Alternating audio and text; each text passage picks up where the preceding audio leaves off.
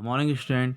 हम हमारा topic continue करते हैं बिजनेस सर्विस। तो बिजनेस सर्विस में आज हम पढ़ने वाले हैं इंश्योरेंस। तो इंश्योरेंस के बारे में आप ऑलरेडी जानते हैं कि जो फ्यूचर में जो लॉसेस होने वाले हैं होंगे हमको, उसके लिए हम आज से ही तैयार हो जाएं तो हम उसको क्या बोलेंगे, इंश्योरेंस। तो इसके लिए क्या करना होता है, एक तो एक तरह का कॉन्ट्रैक्ट होता है दो पार्टी के बीच में, और उन दोनों पार्टी को सारी की सारी बातें डिस्क्लोज करनी होती हैं, बिल्कुल एग्जैक्ट जो बातें होती हैं।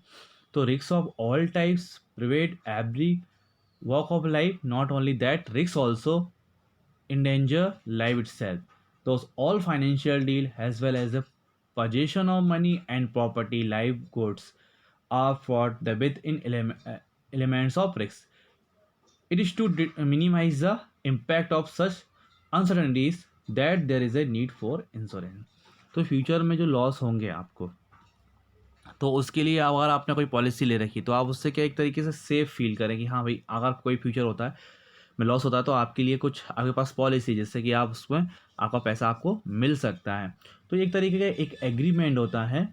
क्या है ये? एक एग्रीमेंट है, दो पार्टियों के बीच में एक एग्रीमेंट है और रिटन एग्रीमेंट है। तो agreement is put in writing and called is a policy. The person whose risk is insured is called insured and the institution which insures the risk of loss is known as insurer. तो जो अपना insurance करा रहा है उसको insured बोलेंगे, और जो इंस्टीट्यूट या इंस्टीट्यूशंस इंश्योरेंस करा रही है तो उसको क्या बोलेंगे, इंश्योरर। पढ़ते हैं हम। इंश्योरर इज द दो side device by which the loss likely to be caused by an uncertain event is spread over a number of persons who has exposed to it and who prepare to insure themselves against such an event. कोई future में कोई ऐसा कोई event होने वाला है, कोई uncertain event होने वाला है जिससे कि लॉस हो, उसके लिए पहले से प्रिपेयर करके करना और अपनी एक पॉलिसी लेना, वो क्या कहलाएगा, आपका इंश्योरेंस कहलाएगा। तो इट इज़ अ कॉन्ट्रैक्ट या agreement under which one party agree in return for the concession to pay in agreed amount of money to another party to make a loss, damage और injury to something of value in which the insured has a pecuniary interest as a result of some uncertain event. The agreement contract is put in writing is और जो agreement होगा उसको हमने पहले ही बताया था, क्या बोलेंगे, पॉलिसी बोलेंगे।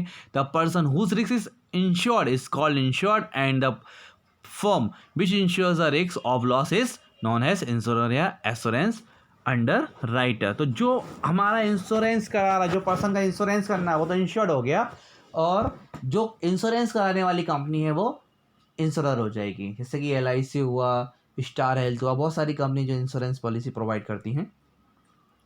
तो ये था हमारा इंश्योरेंस, और जो आपके दोनों के बीच में एग्रीमेंट होगा उसको क्या बोलेंगे हम, इंश्योरेंस पॉलिसी। अब फंडामेंटल प्रिंसिपल ऑफ इंश्योर, तो फंडामेंटल कुछ प्रिंसिपल हैं हमारे इंश्योरेंस के, वो देखते हैं। पहला है आपका सर्टेनिटी। तो insurance remove this uncertainty and assure receive payment of loss. The insurer charges premium for providing the certainty. तो सर्टेनिटी का मतलब क्या हो गया कि भाई अगर फ्यूचर में आपको लॉस हो रहा है तो उसके लिए वो आपको पेमेंट देगा, और ये पेमेंट कौन प्रोवाइड करेगा आपको, जो इंश्योरेंस कंपनी होगी वो प्रोवाइड करेगी। उसके लिए वो आपसे क्या लेगी, एक छोटा सा कंसिडरेशन लेगी, उसको हम बोलते हैं प्रीमियम। फिर आपका प्रोटेक्शन। तो प्रोटेक्शन क्या, protection from probable changes of loss. Insurance can not stop the happening of risk या event but can compensate for losses arising out of it. तो ये जो आप पॉलिसी ले लोगे तो ये आपको प्रोटेक्ट करेगी कि भाई जो भी आपका लॉस है उससे आपको कुछ ना कुछ अमाउंट तो मिलेगा ही, जितने की आपने पॉलिसी ले रखी है वो आपको पूरा का पूरा अमाउंट मिलेगा। रिस्क तो हमेशा रहेगी, रिस्क तो हमेशा होनी ही है, तो लॉसेस भी होते हैं, और रिस्क तो कोई निश्चित नहीं है कि भैया कि 10 साल तक कोई रिस्क नहीं होगी या कोई किसी प्रकार का कोई लॉस नहीं होगा या कोई हैपनिंग नहीं होगी। तो रिस्क तो हमेशा है, पर आपको इस रिस्क से आप बच सकते हैं किसके द्वारा, इंश्योरेंस की पॉलिसी को लेकर। फिर आपका risk sharing. The loss is shared by all the person expose to it. The share is obtain from every insured member by way of premium. तो एक तरीके से रिस्क जो होती है वो भी शेयर हो जाती है ना, जो रिस्क शेयर हो जाती है। कभी कभी क्या है कि पूरी कंपनी का सभी एम्प्लॉयज़ का प्रीमियम कर देते हैं, और फिर कभी किसी प्रकार को किसी को इंजरीड हो जाती है, किसी को एक्सीडेंट हो जाता है, तो फिर उस पॉलिसी से उसको पूरा का पूरा पैसा मिल जाता है। तो इससे क्या होता है, एक तरह की रिस्क भी शेयर हो जाती है, पूरा का पूरा वन कंपनी के ऊपर नहीं आता है। Capital formation, accumulated fund of the insurer receive by way of premium payment made by the insured are invested in various income generating scheme. तो जो एक तरीके से क्या होता है, जो कंपनियां होती हैं जो इंश्योरेंस पॉलिसी का पैसा लेते हैं, वो इसी जगह अपना पैसा लगाते हैं जिससे कि उनकी इनकम जनरेट हो, और फिर अच्छी खासी इनकम जनरेट होती है, और उसके बेस पे वो आपको उनका क्लेम देते हैं कि भाई किसी ने क्लेम किया है तो उसको क्लेम दे सकते हैं जो जनरेटेड इनकम होती है उसके थ्रू। नेक्स्ट पढ़ते हैं हम प्रिंसिपल ऑफ इंश्योरेंस।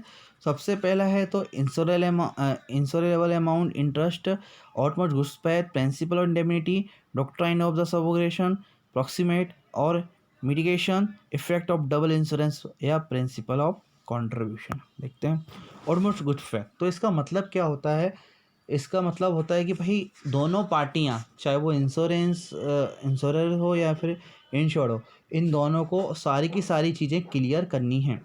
कोई भी ऐसा कोई फैक्ट ना हो कि वो एक पार्टी दूसरी पार्टी को ना छुपा रही हो। अगर ऐसे कोई पार्टी कोई फैक्ट छुपा रही है तो उस कंडीशन में जो दूसरी पार्टी रहेगी उसको कैंसिल कर सकती है, वो कॉन्ट्रैक्ट को इनवैलिड कर सकती है, क्योंकि इसका मतलब होता है कि दोनों पार्टी अपना कहीं ना किसी प्रकार से कोई भी बात को ना छुपाएं, सारी की सारी बातों को डिस्क्लोज करना है। अगर आप ऐसी कोई भी बात छुपा रहे हैं जो बहुत ही ज़्यादा इंपॉर्टेंस रखती है, तो दूसरी पार्टी जो रहेगी वो उस कॉन्ट्रैक्ट को इनवैलिड कर देगी।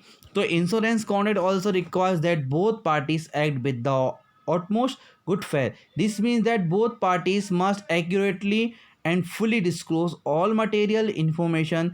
This not only ensure fairness but also help insurance companies accurately price premium for insurance applicant.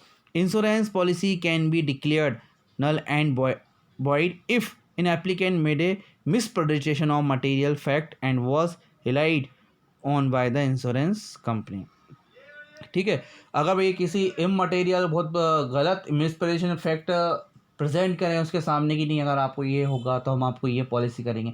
तो आजकल मार्केट में ऐसे बहुत सारी कंपनियां हैं जो बहुत ज़्यादा गलत रिप्रेजेंटेशन देके ग्राहकों को अट्रैक्ट तो कर लेती हैं कस्टमर को पॉलिसी लेने के लिए, लेकिन जब उनकी क्लेम की बात आती है तो वो उस चीज़ से मुकर जाती है कि नहीं, हमने ऐसा तो कोई भी बात नहीं कही थी। क्योंकि एक्सेल में क्या होता है कि हम सिर्फ बात सुनते हैं, जो हमको एग्रीमेंट मिलता है उसको हम नहीं पढ़ते हैं अच्छी तरीके से और हम उसको बिना देखे साइन कर देते हैं। अगर ऐसा पैसा कर देते तो जो इंश्योरेंस कंपनी जो होती है, जो एक तरीके से मिसप्रेजेंटेशन दे रही है, फ्रॉड जो कंपनी होती है, वो आपको इसका फ़ायदा उठा लेती है। तो कभी भी जब भी हम एग्रीमेंट करते हैं तो हमें बिल्कुल पूर्ण तरीके से उसको पढ़ लेना चाहिए कि इसमें कौन कौन सी बातें लिखी हैं। हमें सारी की सारी बातों एजेंट पे विश्वास नहीं करना चाहिए। फिर इंश्योरेबल इंटरेस्ट है। The insurable interest interest principle requires that the owner of the particular insurance policy have an ownership interest in the particular subject matter of the insurance policy. The absence of an insurable interest can make the insurance policy in question null and void. तो insurable interest for an insurance contract to be void. So the insured must passes in insurable interest in the subject matter of insurance. Without insurable interest, every insurance contract is likely a gamble, null and void according to the Indian Contract Act 1872। Indian contract act है उसके according अगर तो अगर आपने को मैंने पहले बताया था ऑटोमेटिक कुछ पेज में अगर कोई भी पॉलिसी की कोई भी बात जो मिसप्रेजेंट रखती है, कोई भी दो में से एक गलत फैक्ट शो करता है, तो दूसरी पार्टी को अधिकार होता है कि उस चीज़ को अवॉइड कर सके। तो insurable interest is the pecuniary interest where the policy holder is benefited by the existence of the subject matter and prejudged by the death or damage of the subject matter. So in different types of the insurance, it is essential that insurable interests are present at different time. For example, in life insurance, insurable interest must be present at time of the insurance. In marine insurance, it should be present at time of the casualty. And in fire and accidental insurance, insurable interest should be present both at time of the taking insurance and claiming compensation. तो ये था insurable interest. फिर है आपका indemnity.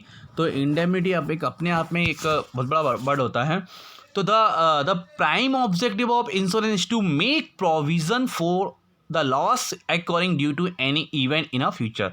तो main objective तो ये है कि भाई ये फ्यूचर में जो इवेंट होने वाले हैं उनके तरीके आपको एक तरीके से सेफ्टी देना। तो it is not a device to generate profit. According to this principle the insured can get compensation for actual losses suffered from the insurer. तो except life insurance accident policy the insurance of indemnity is applicable all the insurance contract. In contract of indemnity, insured has to prove that the amount he is claiming is actual loss as per this principle. तो indemnity concept के हिसाब से उसको अगर वो claim कर रहा था उसको प्रूव करना पड़ेगा कि वो जो भी अमाउंट क्लेम कर रहा है, जो भी अमाउंट वो क्लेम कर रहा है उसके लिए उसके पास एक तरीके से प्रॉपर एविडेंस है कि हाँ कि उसका जो लॉस हुआ है वो एक्चुअल में लॉस हुआ है इस प्रिंसिपल के अकॉर्डिंग। क्या इंडेमिनिटी ये बोलता है कि आपको इस तरह के शो करना है कि आपको जो लॉस हुआ है वो एक्चुअल में हुआ है या नहीं। If the insured get more amount than the actual loss then the insurer has right to get the extra amount back after getting the compensation from the insurer. Doctrine of the subrogation becomes applicable. अगर किसी ने व्यक्ति ने insurance company से ज़्यादा profit ले लिया है, जितना उसका लॉस नहीं हुआ है उससे ज़्यादा उसने उनसे पैसे ले लिए हैं एक तरीके से, तो उसका प्रॉफिट मैंने इसलिए बोला है कि भाई ज़्यादा लॉस से ज़्यादा आप पैसे लेते हो एक तरह से प्रॉफिट ही है। तो उस कंडीशन में उनको पता चल जाता है कि तो उस कंडीशन में क्या होगा कि इंश्योरेंस जो कंपनी होगी वो उससे पैसा वापस ले लेगी।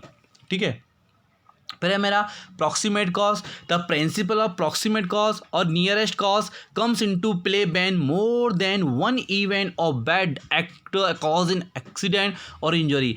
The insurance principle of proximate cause dictates that nearest or closest cause should be taken into consideration to decide the liability. ठीक है, the insurance company will compensate for the loss incurred due to reason mention in a policy. तो देखो एक साथ है ना बहुत सारी चीज़ें हो गई, मान के चलो एक्सीडेंट भी हो गया, उसको इंजर्ड भी हो गया, पर कंपनी तो अपनी पॉलिसी के अकॉर्डिंग उसको लॉस देगी, जैसा कि पॉलिसी के अंदर मेंशन होगा उसके हिसाब से देगा। But if loss are incurred due to reason not mention then principle of proximity cause is followed.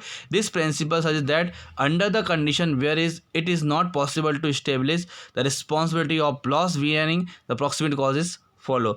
तो वहाँ देखना पड़ेगा भैया कि जो पॉलिसी के अंदर है उस रीजन से उसको कुछ नहीं हुआ, उस रीज़न के बाहर कुछ हुआ है तो फिर कंपनी उसको पैसा नहीं देगी, फिर वहाँ पे प्रॉक्सिमेट कॉज फॉलो हो जाएगा। एक तरीके से छोटा मोटा अमाउंट उसको दे सकती है पर पूरा का पूरा अमाउंट नहीं उसको मिलेगा। फिर सबरोगेशन पढ़ते हैं। Subrogation this principle is applicable in fair जो प्रिंसिपल है वो एप्लीकेबल होगा आपका दो जगह, एक तो होगा फायर में और दूसरा होगा marine. The doctrine of subrogation refer to the right of the insurance to stand in the place of the insured after settlement of the claim in so far as the insured's right to recover from an alternative source is involve. If the insured is in a position to recover the loss is in full and in part from third party due to whose negligence the loss may have been precipitated, his right to recovery is subrogated to the insurer on settlement of the claim। दो simple सी बात क्या है, क्या करना है आपको इसमें कि जो सेटलमेंट होगा जिसमें जो सबोगेशन होता है वो दो जगह एप्लीकेबल होगा, एक तो पहला आप तो फायर वाले केसेस में और दूसरा मरीन वाले केसेस में। तो suffocation means that one party stand in for another, मतलब एक पार्टी खड़ी हुई है किसी दूसरे व्यक्ति के लिए।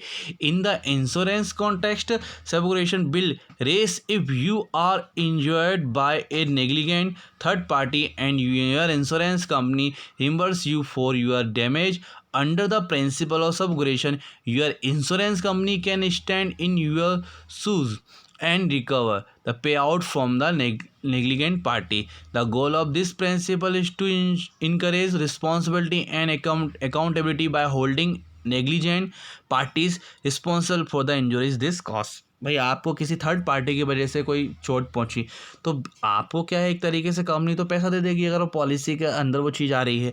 फिर क्या होगा, जो कंपनी है ना वो थर्ड पार्टी से अपना पैसा क्लेम ले सकती है कि भैया नहीं, क्योंकि वो आपके बिहाफ पे ले सकती है ना, क्योंकि आपको तो पैसा मिल गया, कंपनी ने दिया। और उसके बाद क्या होगा कि भी जो कंपनी है वो उस व्यक्ति से पैसा ले सकती है जिसकी वजह से आपको लॉस हुआ है। ठीक है, ये था इसमें। तो अब है कंट्रीब्यूशन। अब contribution, principal of contribution is a corollary of principle of indemnity. It applies to all contract of indemnity if the insured has taken out more than one policy on the same subject matter. According to this principle, the insured can claim the compensation only to the extent of actual loss, either from all insurance or from any one insurance. If one insurer pays full concession, then that insurance can claim proximate claim from the other insurance. तो भैया अगर आपने एक ही subject पे आपने बहुत सारी policy ले रखी हैं, और अब डिपेंड करता है कि भैया या तो है ना आपको जो क्लेम की अमाउंट है वो अगर किसी एक इंश्योरेंस ने आपको दे दी, तो जो बाकी के इंश्योरेंस जो होंगे वो अप्रॉक्सीमेटली दूसरी कंपनी को उसका पैसा देगी अगर आपने एक से ज़्यादा पॉलिसी ले रखी है। पर आपको तो वो एक्चुअली लॉस मिलेगा जितना आपका लॉस एक्चुअल में हुआ है, चाहे आपने एक से ज़्यादा पॉलिसी क्यों नहीं ले रखी हो। तो अगर इसी एक ही कंपनी ने पूरा का पूरा पेमेंट कर दिया, तो वो जो एक कंपनी ने पूरा पेमेंट करा है वो बाकी कंपनी से एक तो प्रोपोर्शनेट रेशो में वो उनसे पैसा ले लेंगी। ठीक है, तो ये था हमारा कंट्रीब्यूशन। अब है मिटिगेशन। तो मिटिगेशन पढ़ते हैं। तो the principle suggest that insured should try to minimise the loss of his property even if is insured. For example, if a fire broke out in any insured blowdown, the owner must take every effect to extinguish the fire. अब भाई अगर आपने policy तो ले ली, suppose फिर आपकी गोदाम में आग लग गई, तो आपको वहाँ पे वेट नहीं करना कि यार मैं तो इंश्योरेंस की पॉलिसी रखी है तो मैं क्यों करूँ कुछ। तो फिर आपको वहाँ पे ऐसा कुछ काम करना जिससे कि आप जो आग है उस पर काबू कर सके। कुल मिला के वहाँ पे आपको आग बुझाने का काम करना पड़ेगा जिससे कि आपको कम से कम लॉस हो। ऐसा नहीं कि मैंने एक इंश्योरेंस पॉलिसी ले रखी है तो आग लग रही है तो लगने दो, मुझे तो इंश्योरेंस के लिए मिल जाएगा, नहीं। इसका मतलब है कि आपको ऐसे एफर्ट्स करने होंगे जिससे कि वो आग बुझ जाए और आपको कम से कम लॉस हो। इसको बोलते हैं हम mitigation. Thank you and happy study. I hope आपको सारी चीज़ें समझ में आई होंगी।